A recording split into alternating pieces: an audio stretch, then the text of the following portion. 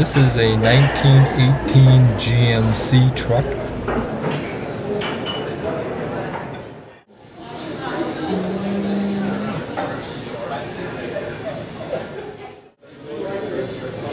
We're here at the unveiling of the logging and log trucks of the West display at the Jubitz Travel Center.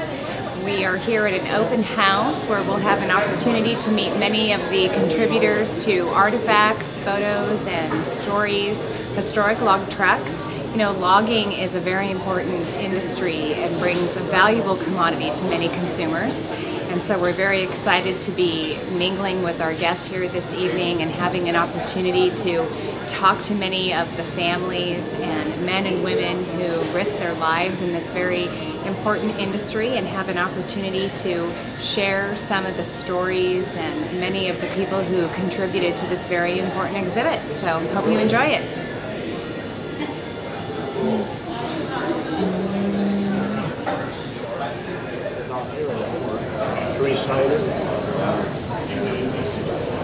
Then there was a guy there that has it, he had a experimental tank engine in the log. Yeah, I read about somebody.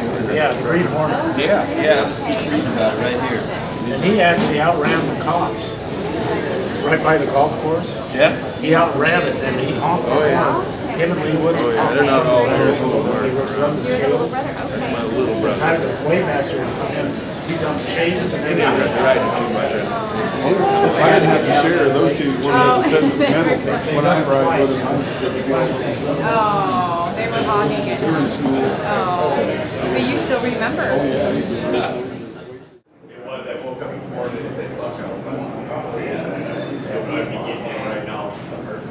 Oh, yeah.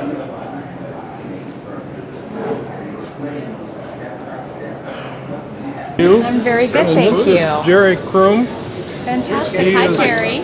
He is very much responsible Very nice for to these meet things you. getting in here. I understand that. Well, thank you. Yes. Make yourself at home. Yeah, they hauled.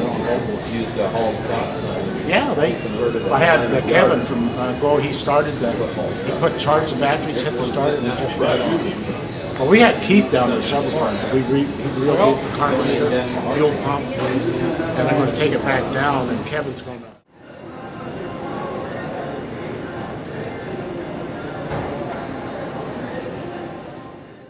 All right. I'm Bunny Hamilton, was Rubinsky.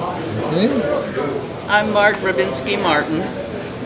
And I'm Robin Denser, a truck driver. And Ronald Denser, truck driver, owner.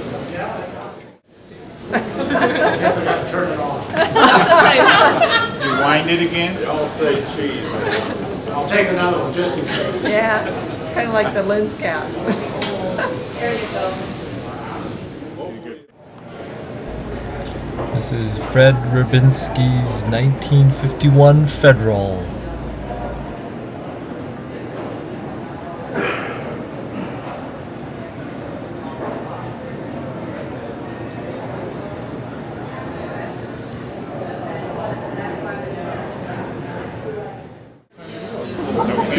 Well, Vinsky and I, we had to go down to Sparky's, and it was on Fridays, and we'd have to have seafood for the buffet. And when my uncle worked, we couldn't go because Henry had to work. He said, "You pack your lunch." And Fred says, "How long is Henry going to work for us?" I said, "He's going to be gone tomorrow." And he said, "Good, then we can go back to seafood on Fridays."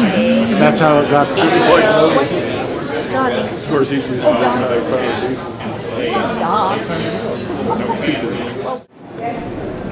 1948 International. They go up the grapevine going to LA for a forum, and he said that they would actually pull the throttle out and stand, they get it in the lowest gear, stand on the running board because it was cooler outside than it was inside the truck, stuff like that. If you can imagine. Yeah, no doubt. Well, you're only probably doing 3 miles an hour back in those days, but if you fell off, as long as you didn't get run over, you could catch it, right? Essentially, it was, if I was going to make any money, I would have my income sent directly to them. Oh, really? I wouldn't waste the money on stamps and send them everything I earned. And I had enough camp, and so I also kind of a boring. This is a 1950 Kenworth. Good, hanging in there, God. I just woke up about an hour ago.